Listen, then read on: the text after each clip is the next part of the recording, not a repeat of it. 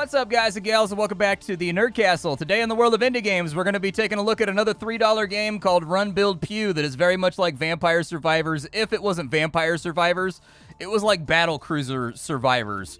And so this is a game where you use a modular building system in order to build a custom battlecruiser that has to fight its way through enemy gunships, frigates, bases, bosses, titans, that kind of stuff. And it ends up being fairly entertaining. I do have some reservations and thoughts about this game that I'm going to put at the end of the video because there are some things here that are concerning that definitely need to be addressed in my opinion. Like they're like hypercritical.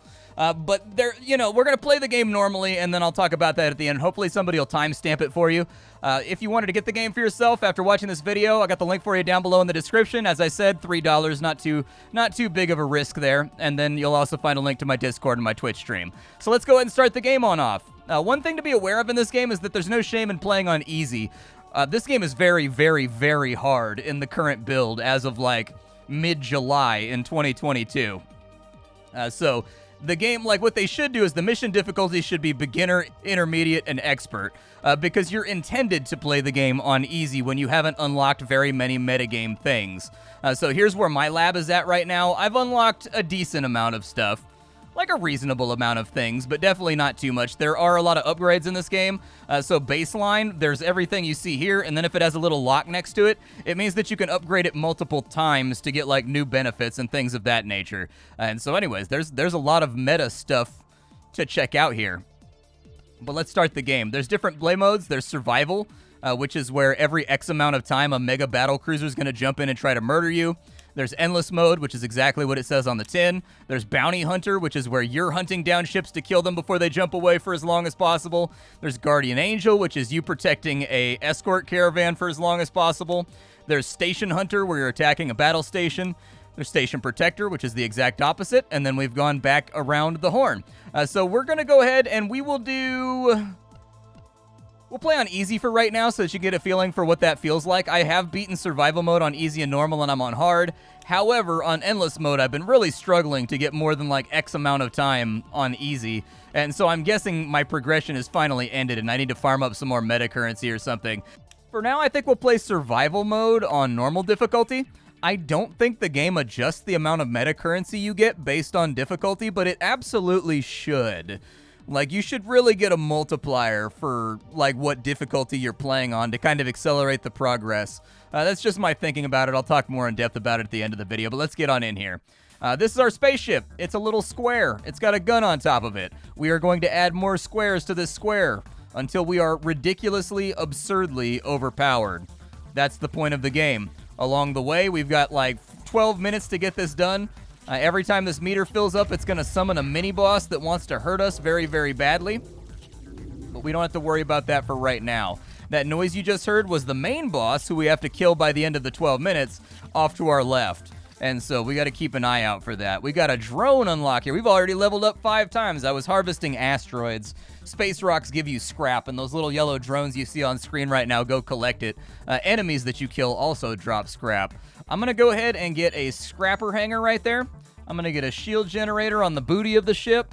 I'm going to get a fuel tank right there so that I can boost. I'm going to get a shotgun right there. That sounds great. And then I'm going to level up my shields. And that's all. We leveled up 5 times in this very, very short amount of time, in case you were wondering. Let's keep harvesting this asteroid field and see what we can get out of it. We aggroed a patrol on the northeast. Kind of. Okay, they dropped their aggro. Never mind. One of the weird things about this game is that your weapons seem to prioritize shooting asteroids over everything else. I would definitely recommend they add in a DPS filter, and what I mean by that is the player should be able to decide what you're shooting at. There was a game called Rogue Tower that did this very, very well, where every single gun could be customized, and you could be like target highest HP, target lowest HP, target highest shields, target lowest shields, target most progress, target proximity. And being able to customize that is incredibly important for games like this, and I would recommend that they add it. I'm going to get some more scrapper drones so that we can pick up the XP off the ground faster, and then I'm going to slap a shield on the front end of the ship now. I'm going to recycle this fuel tank because I don't think that we need to. Recycling is basically you bypassing the upgrade. It'll give you a free half a level up as a refund, basically, if you didn't get the thing that you wanted. In general, you probably don't want to bypass too much, but I see no need for 2 fuel tanks.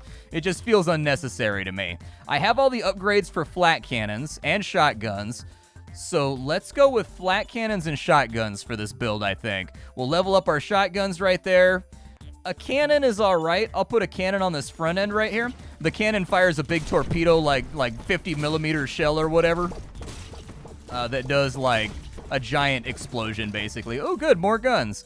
Let's go ahead and I'll get a black hole gun right here. That's going to suck enemies into a black hole and group them up.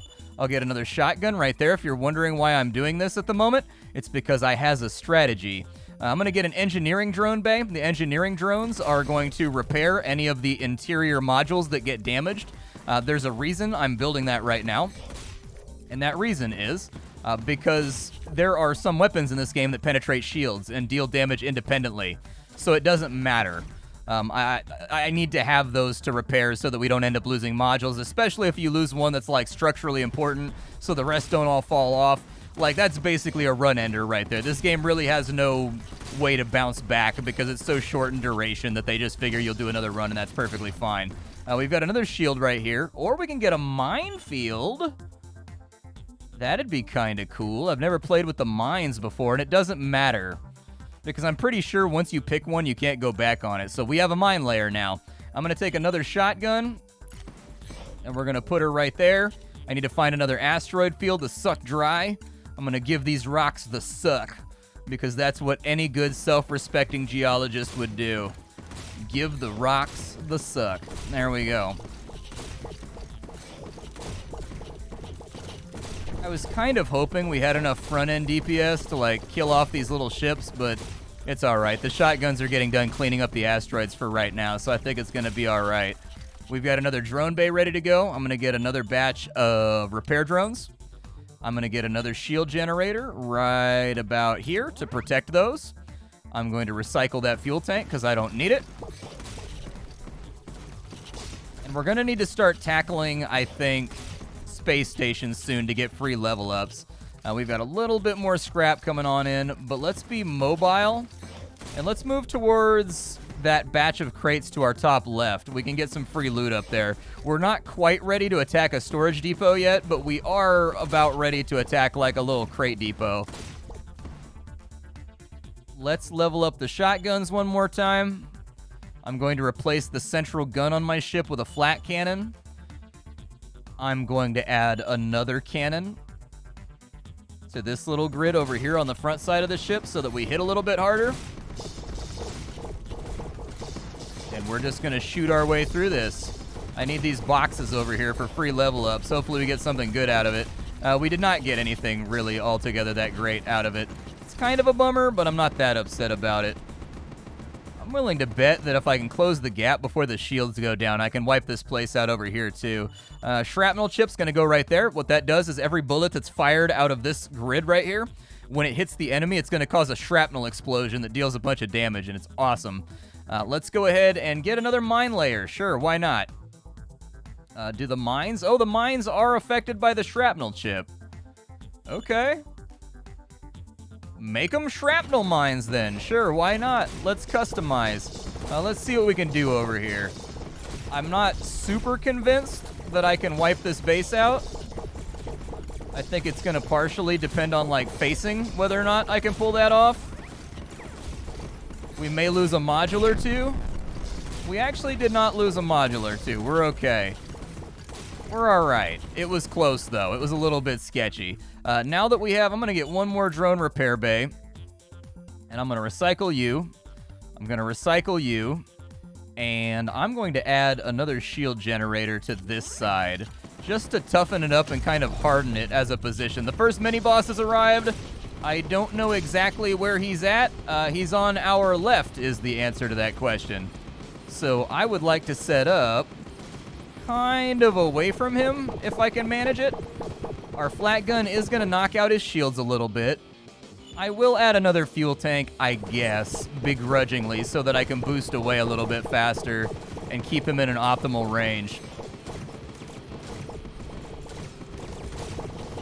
Yeah, maybe stop flamethrowering me. The flamethrower is one of those weapons that I was telling you about that bypasses shields. And so you can actually lose modules even though your shields are 100% totally fine with with regards to integrity. All right, I don't know why it was so difficult for me to say that sentence, but I got there eventually. It's not about the destination, it's about the verbal journey, okay? Don't stop believing and whatnot. We're going to go ahead and add another cannon to the front end. We are going to level up the shotguns to max level. We are going to add yet another black hole gun right there. That sounds good. We are going to add a shrapnel chip right there so that all of our cannons get a double explosion, one that they get naturally, and then another one from the shrapnel. That'll be very nice to have. And I do feel like our DPS is starting to come together. I'm starting to feel quite victorious at the moment. I don't know if we're going to win, but the mines are actually useful as an offensive weapon. You can run up on enemies with them and force them into the mines because they follow your ship. Like, I thought they were going to be stationary, but they move along with the ship like they're held by some kind of tractor beam or something. More upgrades. We can get 2 Gatling guns. I like the sound of that. Let's get 2 of those. We can get attack drones now. Attack drones are nice. I always like drone builds. I'll take a shield generator right there to cover the new stuff. We're going to recycle that because we don't need any more gas tanks. We're going to finish off this asteroid field, and then we're going to attack that space station that's off to the east to get some free upgrades. All right, we're looking good. We've got a double cannon deployment. Very nice. Absolutely. No complaints from my peanut gallery. Sounds good. We should be able to just storm through this thing now. It shouldn't matter. Yeah, that's precisely what I did. I'm going to go get this asteroid field that's over on the right as well. We've got another level up. I'm going to level up Gatling guns because we've got a couple of those. I'm going to add another attack drone to the south side of the ship, and I'm going to level up the Gatlings one more time. The guns in this game, they don't evolve or anything else like that.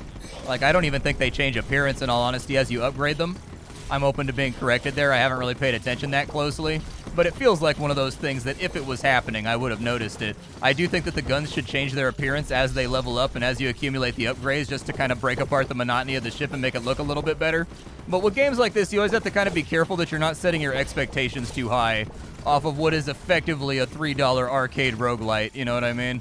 Like, it's very, very easy to sometimes have unrealistic expectations of a game that costs the equivalent of, like, a very, very small coffee, you know? I'm gonna hit whatever this is. What is this thing right here? I hate it. I want it dead. Oh, it's a spawner. Yeah, killing spawners is always a good idea. I don't want to aggro that patrol, though. Let's wipe out this little base over here for free upgrades. Shield and armas. Okay, sounds good. We can get another attack drone hangar. Sounds good. We can get another shield generator, and I do think that the front side could do with a little bit of hardening to make sure it doesn't go down. We'll recycle the gas tank. We will take another Gatling, I think, like over there. And then maybe we'll add a minefield to the south side of the ship. I don't know. More explosivos, man. How could that make the situation less enjoyable? Everybody loves explosives. We love explosives so much where I come from that we designed an entire holiday that's basically entirely explosives.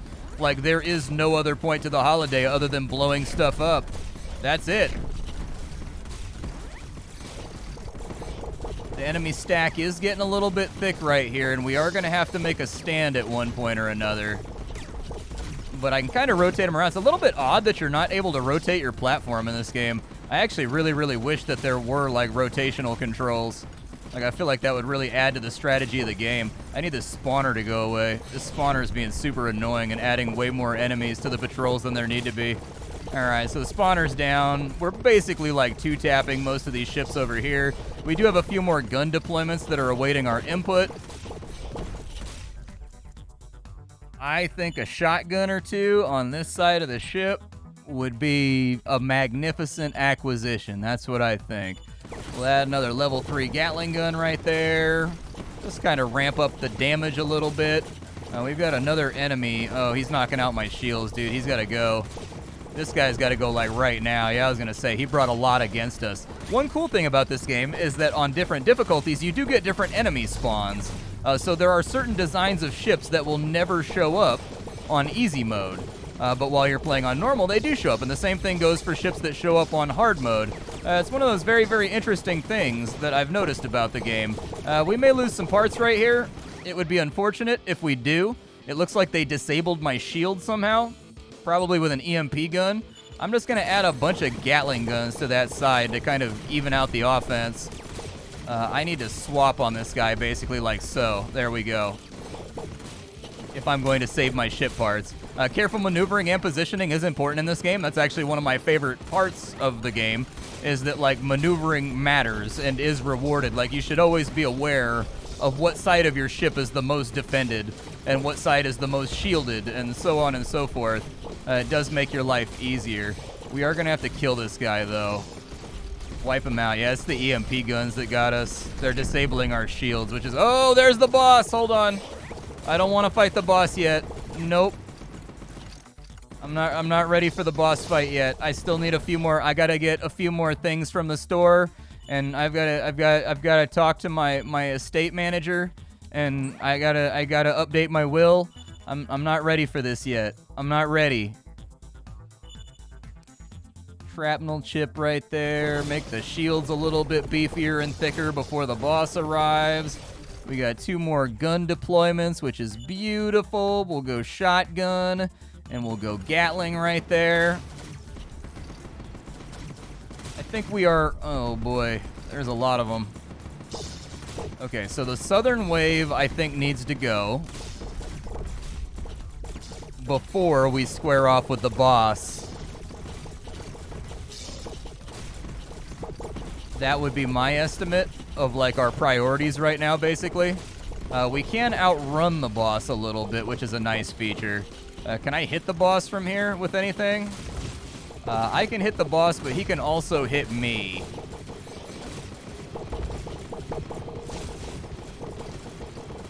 Yeah, let's just put a little bit of damage on him. We don't have to go too buck wild right now. We'll put that right there.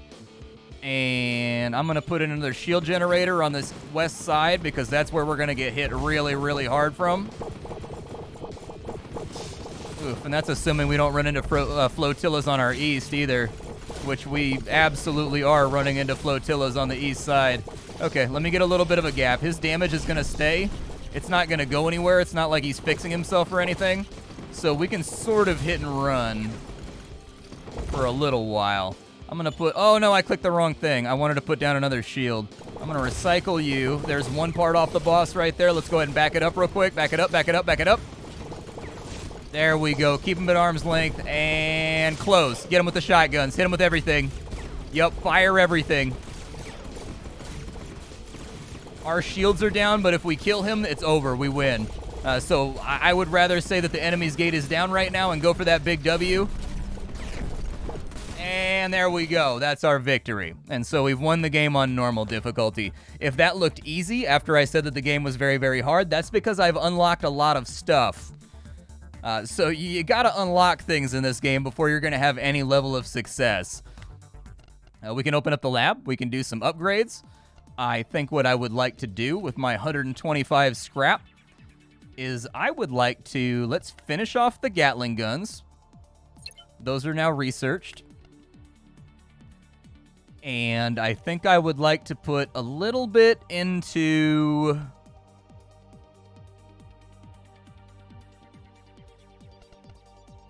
Let's put something into the attack drones.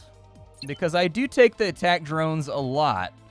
And so, like, I'm weirdly okay with the attack drones. And then we'll throw what we have left into a level 2 upgrade for the Tesla coil, I guess.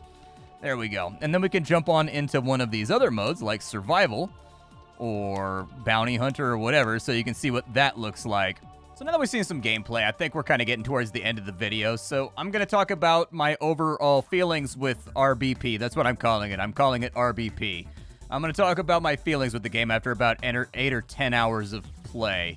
The real issue I see This is mostly, like, the real issues are mostly going to be relegated to early game and general pacing issues.